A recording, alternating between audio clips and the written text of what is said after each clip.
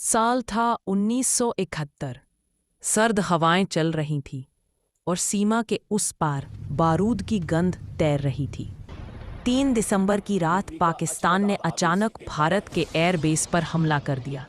आसमान में धमाकों की गूंज उठी और उसी पल भारत ने फैसला कर लिया, अब जवाब मिलेगा और ऐसा मिलेगा कि इतिहास याद रखेगा। अगली सुबह 4 दिसंबर 1971 भारतीय नौसेना के जवान काली रात में चुपचाप समुद्र को चीरते हुए आगे बढ़ रहे थे। कोई शोर नहीं, कोई रोशनी नहीं, बस एक ही लक्ष्य, कराची, दुश्मन का सबसे मजबूत नेवी बेस। कमांडर की आवाज आई, तैयार रहिए, आज का वार इतिहास लिखेगा। और फिर आधी रात के बाद भारतीय मिसाइल बोट्स ने दहाड़ मारी।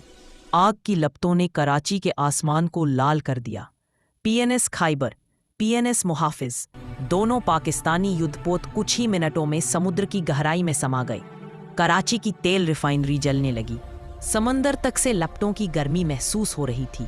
ये था ऑपरेशन ट्राइडेंट, एक ऐसा हमला जिसने पाकिस्तान की नौसेना की कमर तोड़ दी।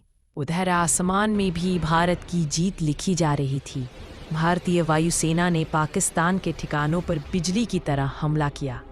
उनके एयरबेस टूट गए, रनवे चुप हो गए और पाकिस्तान के लड़ाकू विमान जमीन पर ही फंस गए। पूर्वी पाकिस्तान में तो भारत बिजली की गति से आगे बढ़ रहा था। गांव, शहर, चौकियां सब भारत और मुक्ति वाहिनी के नियंत्रण में आते जा रहे थे।